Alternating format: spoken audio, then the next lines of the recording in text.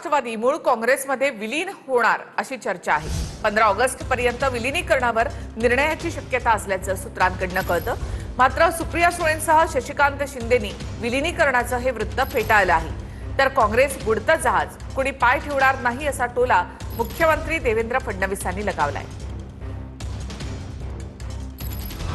पवारांची राष्ट्रवादी मूळ काँग्रेसमध्ये विलीन होणार असल्याच्या चर्चा आहेत। 15 ऑगस्ट पर्यंत विलीनीकरणावर निर्णयाची शक्यता असल्याची सूत्रांची माहिती आहे। राज्यातील पवारांच्या राष्ट्रवादीच्या एका मोठ्या नेत्याने काँग्रेसच्या मोठ्या नेत्याकडे प्रस्ताव दिलाय। पवारांची राष्ट्रवादी संपूर्ण पक्ष काँग्रेसमध्ये विलीन करण्यास तयार आहे। राष्ट्रवादीच्या फुटीनंतर पक्षाला म्हणावी तेवढी उभारी घेता आली नसल्याचं म्हणणं आहे। काँग्रेस मजबूत होण्याची गरज व्यक्त करताना यापूर्वी बाहेर पडलेल्यांनी एकत्र येण्यासंदर्भात पवारांनी पुढाकार घ्यावा अशी भूमिका राऊतांनी मांडली आहे। दरम्यान विलीनीकरणासंदर्भात पवारांनीच प्रस्ताव दिल्याचा दावा पटोलेंनी केलाय। तर शरद पवार यांच्या राष्ट्रवादीचं विलीनीकरण होणार नसल्याचं म्हणत शशिकांत शिंदेंनी दावा फेटाळलाय। जर असं होणार असेल तर ज्येष्ठ नेते शरद पवार यांनी त्यात पुढाकार घेतला पाहिजे। त्यांची विचारधारा ही जन्मतःच काँग्रेसपासून आहे। त्यांनी या सगळ्यासाठी पुढाकार घेऊन एक मजबूत राष्ट्रीय काँग्रेस पक्ष पुन्हा नव्याने उभा केला तर आमच्यासारखे जे प्रादेशिक पक्ष आहेत त्यांनाही बळ मिळेल। राष्ट्रवादीचं पवारसाहेबांचा प्रस्ताव ऑलरेडी त्यांनी पहिली दिलेला होता आणि सगळ्यांना वाटतं की आता देशहितासाठी आणि देशाच्या संविधानासाठी काँग्रेसच्या सोबत राहिलं पाहिजे। आमच्या पक्षाच्या बाबतीत अशी कुठल्याच प्रकारची चर्चा झालेली नाही। विलीनीकरणाची सगळे एकत्र येऊन एक भविष्यामध्ये मजबूत अशी विरोधकांची फळी उभी करण्याच्या बाबतीत मला निर्णय घेतलेला आहे। राऊत साहेबांचं मत ते रोज अतिशय परखडपणे आणि देशाच्या हितासाठी मांडत असतात। त्यांनी जे काही सूचना दिल्या त्याची नोंद आम्ही प्रत्येक जे सूचना करतात त्याची आम्ही नोंद घेतो। आमचे पवार साहेबांचा पक्ष हाही काँग्रेसमध्ये विलीन करण्याबद्दल ही बातमी आम्ही वाचलेली आहे आणि मला वाटते सुप्रियाताईंनी सुद्धा होकार त्याला दिलेला आहे। तर काँग्रेस हे बुडतं जहाज असून कोणत्या पक्षानं त्यामध्ये पाय ठेवला तर आम्हालाच फायदा होईल असा टोला फडणवीसांनी विरोधकांना लगावलाय। बेगानी शादी में अब्दुल्ला दीवाना, जो काँग्रेसचाही नाही जो राष्ट्रवादीचाही नाही, तो व्यक्ती बोलतो बुडत्या बोटीमध्ये कोणी पाय ठेवणार नाही। काँग्रेस हे बुडतं जहाज आहे। विरोधी पक्षाचं कन्सॉलिडेशन होईल तेवढी अतिरिक्त राजकीय स्पेस ही भारतीय जनता पक्षाला प्राप्त होणार आहे। Wait and watch. Ajit Pawar यांच्या निधनानंतर मुख्यमंत्री देवेंद्र फडणवीस यांनी अर्थ खात्याची धुरा आपल्या खांद्यावर घेतली। अजित पवार यांच्याकडील सर्व खाती सुनेत्रा पवार यांच्याकडे देण्यात आली। मात्र फडणवीसांनी अर्थ खातं स्वतःकडे ठेवलं। सध्या तरी अर्थ खातं माझ्याकडेच आहे अशी प्रतिक्रिया देवेंद्र फडणवीस यांनी दिली। त्यामुळे आता अर्थ खातं राष्ट्रवादीला मिळणार नाही का असा सवाल उपस्थित होतो। तर भाजप चेटकीन अर्थ खातं सुद्धा खाल्लं अशी टीका हर्षवर्धन सपकाळ यांनी भाजपवर केली आहे। शेतीमध्ये मोठं परिवर्तन करून मॉडेल शेती तयार करतायत, शेतीला फायद्यामध्ये आणतायत, पण जो गरीब शेतकरी आहे त्याला अजून मदत करावी लागेल। ती मदत राज्य सरकार करेल आणि त्यालाही सक्षम बनवेल। आणि अर्थ खात्याच्या संदर्भात आज तरी अर्थ खातं माझ्याकडे आहे की भारतीय जनता पक्ष ही मित्र पक्ष आणि विरोधी पक्षांचे नेते खाणारी चटकीन आहे आणि त्या चटकिनीने आता अर्थ खातं पण जे आहे हे मित्र पक्षाचं हे गिळलेलं आहे आणि चटकींनी एकदा काही खाल्लं की ती वापस देत नाही हा असणारा इतिहास आहे। त्यामुळे येणाऱ्या काळात तो पक्षच जो आहे हा आता तिकडे भारतीय जनता पक्षाकडे सरकणार आहे। आपण एका अर्थ खात्याची काय बात करताय? अमरावती विधान परिषदेच्या निवडणुकीमध्ये ट्विस्ट पाहायला मिळत आहे। काँग्रेसकडून स्वतःचा उमेदवार सोडून वंचित उमेदवार निलेश विश्वकर्मांना पाठिंबा देण्याबाबत बैठकांचं सत्र सुरू असल्याची माहिती समोर आली आहे। अमरावती विधान परिषदेच्या निवडणुकीमध्ये मोठा ट्विस्ट पाहायला मिळत आहे। काँग्रेस स्वतःचा उमेदवार सोडून वंचित उमेदवार निलेश विश्वकर्मांना पाठिंबा देण्याबाबत बैठकांचं सत्र सुरू असल्याची माहिती समोर आली आहे। दरम्यान वंचित उमेदवाराला पाठिंबा देण्यासंदर्भात आज निर्णय होण्याची शक्यता वर्तवली जाते। सुरुवातीला काँग्रेस नेत्यांची अंतर्गत बैठक झाली। वंचितच्या उमेदवारासोबत एक गुप्त बैठक झाली। बैठकीचा तपशील प्रदेशाध्यक्ष सपकाळांना कळवणार। त्यानंतर प्रदेश काँग्रेस पाठिंबा देण्यासंदर्भात निर्णय घेणार आहे। वंचितच्या उमेदवारासोबत बैठक केल्याचं काँग्रेसचे माजी मंत्री डॉक्टर सुनील देशमुख यांनी म्हटलं.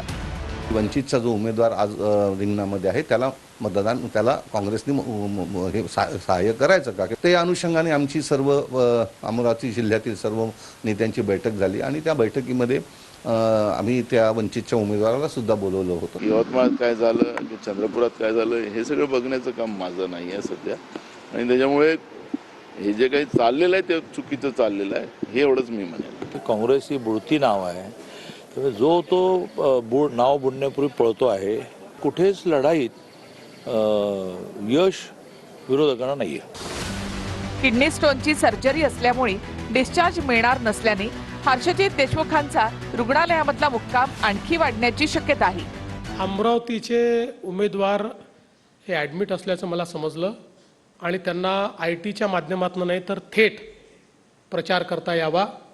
फक्त मला असं वाटतं की त्यांनी मतदारांशी संपर्क करायच्या ऐवजी काँग्रेसच्या नेत्यांशी संपर्क केला तर अधिक चांगलं होईल. काँग्रेसच्या नेत्यांना थोडं शांत वाटेल. हर्षजित देशमुख 15 ते 20 कोटी घेऊन मॅनेज झालेत असा आरोप यशोमती ठाकूरांनी केलाय. त्यामुळे समोर उभा राहिलेला हा पेच पाहता काँग्रेस वंचित उमेदवाराला पाठिंबा देणार का याकडे सर्वांचं लक्ष लागलंय. जळगावच्या महायुतीच्या शिंदेच्या बंडखोर उमेदवार रेश्मा काळे नॉट रिचेबल आहेत, तर रेश्मा काळे नॉट रिचेबल नसून उद्या त्या जाहीर माघार घेतील असा विश्वास गिरीश महाजन यांनी व्यक्त केलाय. महाविकास आघाडीचे आणि अपक्ष उमेदवार देखील आमच्या संपर्कात असल्याचा दावा महाजन यांनी केलाय. नाशिकमधील बंडखोरांना माघार घेतली तर आपणही जळगावमधून माघार घेऊ अशी भूमिका घेणाऱ्या शिंदेच्या शिवसेनेतील बंडखोर उमेदवार रेश्मा काळे सध्या नॉट रिचेबल झाल्यात. रेश्मा काळे नॉट रिचेबल झाल्यामुळे राजकीय वर्तुळात चर्चेला उधाण आलं असून जळगावमधील बंडखोरी कायम असल्याचं चित्र आहे. दरम्यान रेश्मा काळे नॉट रिचेबल नसून उद्या जाहीर माघार घेतील अशी आशा मंत्री गिरीश महाजनांनी व्यक्त केली आहे. जे मी बघितलं आहे तर माझ्या कार्यकर्त्यांची सुद्धा इच्छा आहे की मी हे लढाई लढवावं आणि जर गीतेदादांनी पाठिंबा दिला आहे तर मी नक्कीच ज्येष्ठांचं बोलून त्याच्यावर माझा निर्णय विचार करेन. उद्या गुलाब भाऊ या ठिकाणी येतील मुंबईहून आणि त्यानंतर आम्ही बसून त्या उमेदवार आहेत रेश्मा काळे तर त्या आपला जाहीर माघार या ठिकाणी घेतील. अपक्ष उमेदवार आहेत, एक महाविकास आघाडीचे उमेदवार ते संपर्कामध्ये आहेत. ते प्रयत्न नाही पण ते निश्चित त्यांनाही माहिती आहे की आता ही निवडणूक एकतर्फी आहे, त्यामुळे ते सुद्धा मला वाटतं पाठिंबा देतील. शिवसेनेतील बंडखोरीच्या पार्श्वभूमीवर जळगावमध्ये मंत्री गिरीश महाजनांच्या उपस्थितीत महायुतीची तातडीची बैठक झाली आहे. मुंबईत असल्यानं महायुतीच्या बैठकीला शिवसेनेचे मंत्री गुलाबराव पाटील गैरहजर होते. नाशिक जळगावमधला महायुतीचा तिढा संपूर्णतः सुटलेला आहे. काल रात्री माननीय एकनाथ शिंदे साहेब गुलाबराव पाटील साहेबांशी बोललेले आहेत. मी देखील सकाळी गिरीश महाजन साहेबांशी आणि गुलाबराव पाटील साहेबांशी बोललेलो आहे. मुख्यमंत्री मोदयांची देखील चर्चा झालेली आहे, त्याच्यामुळे जळगावचा तिढा देखील सुटलेला आहे. जळगावात महायुतीचे भाजपचे नंदकुमार महाजन अधिकृत उमेदवार असून मवियाकडून ठाकरेंचे शिवसेनेचे शरद तायडे अधिकृत उमेदवार आहेत. कांदा उत्पादक शेतकऱ्यांना एक मोठा दिलासा. कांदा खरेदीचा दर 16 रुपये 5 पैसे प्रति 50 पैसे प्रति किलोवर, कांद्याचे दर 15 रुपये 80 पैशांवरून 16 रुपये 50 पैसे प्रति किलोवर आलेला आहे. नवीन दर उद्यापासून लागू होणार आहे. आणखी एक महत्त्वाची बातमी. प्रशांत महासागरामध्ये अल निनो सक्रिय झालाय. अल निनोच्या तीव्रतेमुळे जगभरामध्ये दुष्काळाची शक्यता वर्तवली जाते. विदर्भासह UP, MP, राजस्थान, छत्तीसगडला जास्त फटका बसणार आहे. अल निनोच्या पार्श्वभूमीवर टास्क फोर्सची स्थापना करण्यात आली असून सरकारच्या सल्ल्यानेच शेतकऱ्यांनी पेरणी करावी असं आवाहन फडणवीसांनी केलंय.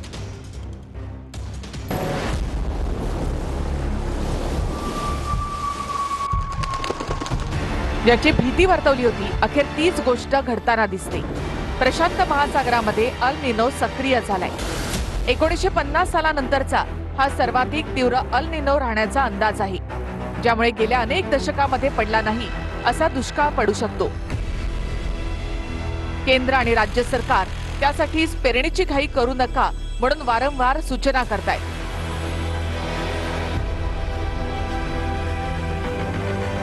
अल निनोच्या संदर्भात आपण तयारी करतो.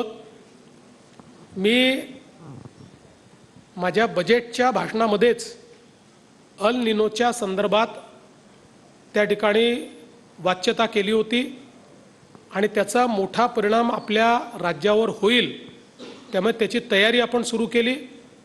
आपण त्याचा टास्क फोर्स तयार केला.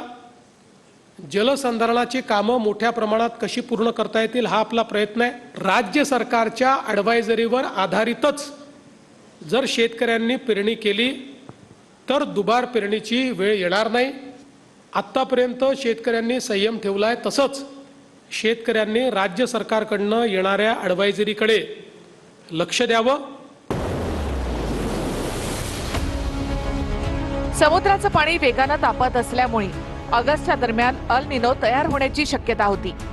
मात्र जूनच्या दुसऱ्याच आठवड्यामध्ये अल निनो सक्रिय झाल्याची पुष्टी अमेरिकी हवामानशास्त्र संस्था नोआनं केली आहे. अल निनो काय आहे ते आपण पाहूया. प्रशांत महासागराच्या मध्य पूर्व भागात जेव्हा समुद्राचं पाणी नेहमीपेक्षा जास्त गरम होतं, त्याच प्रक्रियेला अल निनो असं म्हटलं जातं. हे एक नैसर्गिक चक्र असलं तर यंदाच्या अल निनोची तीव्रता जगभरात दुष्काळ पसरवू शकते. कारण जेव्हा अल निनो 80% अधिक सक्रिय होतो तेव्हा प्रशांत महासागरातील वाऱ्यांच्या दिशेत बदल घडतात, ज्यामुळे उष्ण हवा पूर्वेकडून जाऊन पृष्ठभाग प्रचंड गरम होतो, ज्यामुळे काही अंतरावरच प्रचंड उष्णता आणि दुष्काळाच्या झळा बसतात आणि काही ठिकाणी महापूर आणि प्रलय अशी संकटही ओढवतात. अंदाजानुसार 2026च्या शेवटी ते 2027च्या सुरुवातीपर्यंत अल निनोचं संकट असेल. यंदा अख्खा महाराष्ट्रच नव्हे तर संपूर्ण देश प्रचंड उष्णता अनुभवतोय. फक्त उन्हाळाच नाही तर हिवाळ्यापर्यंत अल निनो 90 ते 98% सक्रिय होऊन मजबूत स्थितीमध्ये येऊ शकतो, ज्यामुळे जगभरात ऋतुचक्र बिघडणार आहे. कुठे अत्यंत कमी तर कुठे महापुराचं संकट ओढवेल. भारतासाठी डोकेदुखी म्हणजे अल निनो मान्सून वाऱ्यांना कमकुवत करण्याची शक्यता आहे, ज्यामुळे यंदा सुमारे 90% कमी पाऊस पडेल असा अंदाज आहे. मुंबईमधील पाणीसाठा 12.12%वर पोहोचलेला आहे. महिनाभराचा साठा तलावांमध्ये आता उरलाय. मात्र पाऊस वेळेमध्ये पडला नाही तर मुंबईकरांना संकटाचा सामना करावा लागू शकतो. दुसरीकडे पुणेकरांना सोमवारपासून 1 दिवसाआड पाणी पुरवठा केला जाणार आहे.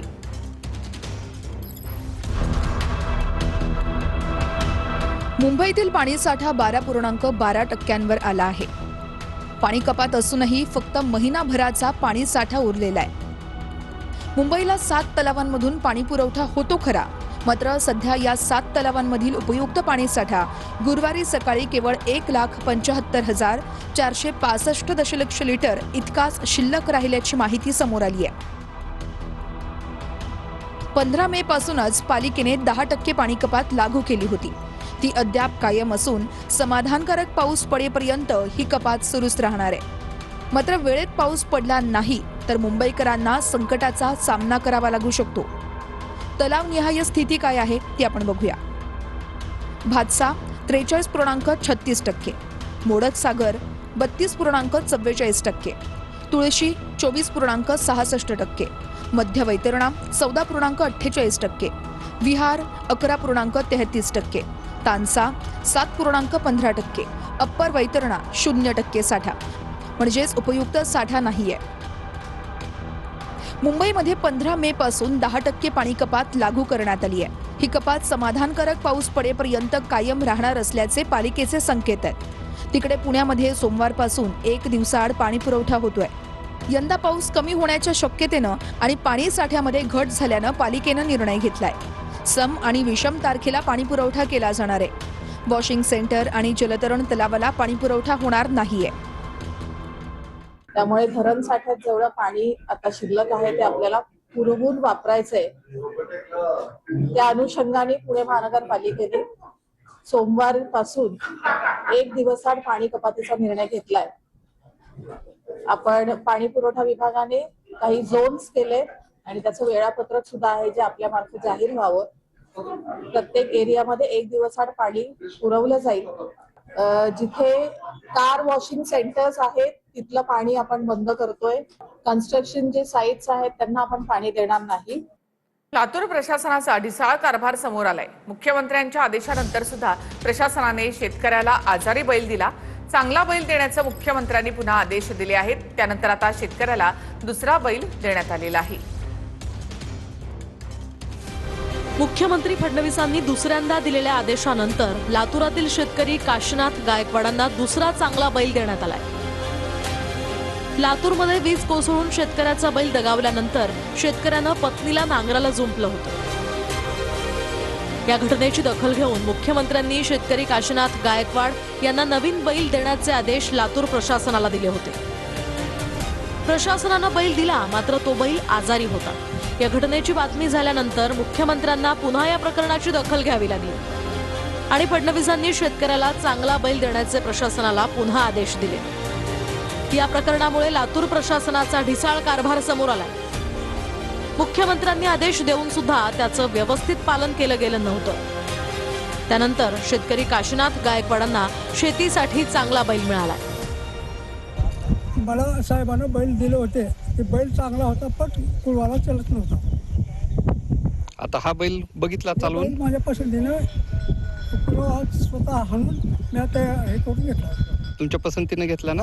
कुळव चालून बघितला, चालायला व्यवस्थित. आता काही तुमची अडचण? काहीच अडचण नाही. शेगावच्या प्रसिद्ध कचोरी सेंटरवर बुलढाणा अन्न आणि औषध प्रशासनाने छापा टाकला. कचोरी बनवण्यासाठी वापरण्यात येणाऱ्या कच्च्या मालाचे नमुने घेतले असून भेसळयुक्त पदार्थ आढळल्यास कारवाई केली जाणार आहे. बुलढाण्यातल्या शेगावात प्रसिद्ध कचोरी सेंटरवर अन्न आणि औषध प्रशासनानं छापा टाकलाय. कचोरीसाठी वापरल्या जाणाऱ्या कच्च्या मालाचे नमुने अन्न आणि औषध प्रशासनानं घेतलेत. अन्न आणि औषध प्रशासन आयुक्त तुकाराम मुंडेंच्या आदेशानं राज्यभर भेसळयुक्त खाद्यपदार्थांची तपासणी करण्याची मोहीम ही हाती घेण्यात आली आहे. शेगावात आल्यावर लाखो भाविक ही कचोरी खातात. कचोरी कशी बनवली जाते, कचोरीसाठी कोणता कच्चा माल वापरला जातो हे तपासण्यात येणार आहे. अन्न आणि औषध प्रशासनाचे निरीक्षक गुलाबसिंग वसावे यांच्या नेतृत्वात छापा टाकून नमुने ताब्यात घेण्यात आले. नमुन्यांमध्ये जर भेसळ आढळून आली तर शेगाव कचोरी सेंटरवर कारवाई करण्यात येईल असं अन्न आणि औषध प्रशासनाकडून सांगण्यात आलेलं आहे.